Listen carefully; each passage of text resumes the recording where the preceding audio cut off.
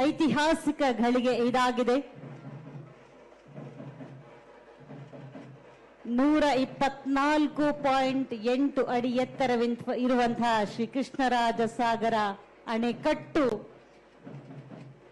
ಭರಪೂರ ಭರ್ತಿಯಾಗಿದೆ, ತುಂಬಿ ನಿಂತಿದೆ.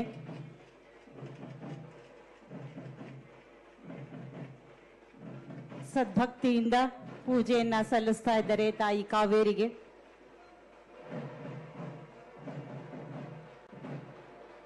ಇಡೀ ಕರುನಾಡು ಸುಭಿಕ್ಷವಾಗಿ ಇರುವಂತೆ ಕಾಪಾಡು ತಾಯಿ ಎನ್ನುವ ಪ್ರಾರ್ಥನೆಯನ್ನ ಮನದಲ್ಲಿ ಮಾಡಿ ಕರ್ನಾಟಕ ಸರ್ಕಾರದ ಎಲ್ಲ ಜನನಾಯಕರು, ಸನ್ಮಾನ್ಯ ಮುಖ್ಯಮಂತ್ರಿಗಳು, ಸನ್ಮಾನ್ಯ ಉಪಮುಖ್ಯಮಂತ್ರಿಗಳ ನೇತೃತ್ವದಲ್ಲಿ ತಾಯಿ ಕಾವೇರಿಗೆ ಪುಷ್ಪಾರ್ಚನೆಯನ್ನ ಸಲ್ಲಿಸಿದ್ದಾರೆ, ಭಕ್ತಿಯ ಪ್ರಣಾಮಗಳನ್ನು ಸಲ್ಲಿಸಿದ್ದಾರೆ.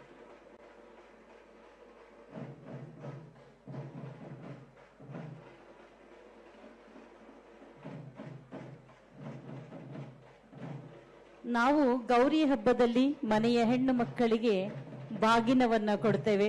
ಹಾಗೆ ನಮ್ಮ ಮನೆಯ ಮಹಾತಾಯಿ, ಜೀವದಾಯಿನಿ, ಸಂಜೀವಿನಿ ತಾಯಿ ಕಾವೇರಿಗೆ ಬಾಗಿನವನ್ನ ಸಮರ್ಪಣೆ ಮಾಡಿದ್ದೇವೆ. ತವರು ಮನೆಯನ್ನ ಉಳಿಸು, ತವರು ಮನೆಯನ್ನ ರಕ್ಷಿಸು, ತವರು ಮನೆಗೆ ಆಶೀರ್ವಾದವನ್ನ ಮಾಡುವಂತ ನಾವು ಹೆಣ್ಣು ಮಕ್ಕಳಿಗೆ ಹೇಗೆ ಹಾರೈಸು ತಾಯಿ ಅಂತ ಬಾಗಿನವನ್ನ ಕೊಡ್ತೀವೋ ಹಾಗೆ ನಮ್ಮೆಲ್ಲರ ಬದುಕನ್ನ ಪೊರೆಯುವಂತಹ ಮಹಾತಾಯಿ ಕಾವೇರಿಗೆ ನಮನವನ್ನ ಸಲ್ಲಿಸಲಾಗಿದೆ.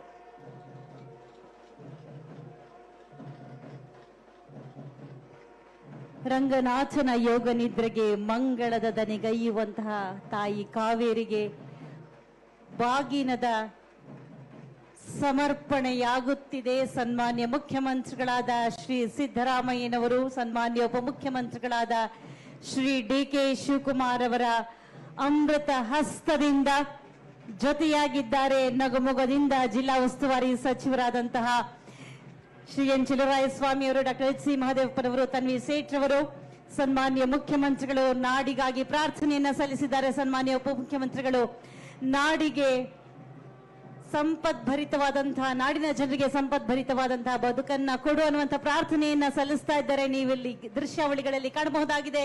ಬಾಗಿನದ ಸಮರ್ಪಣೆಯಾಗಿದೆ ಬಂಧುಗಳೇ.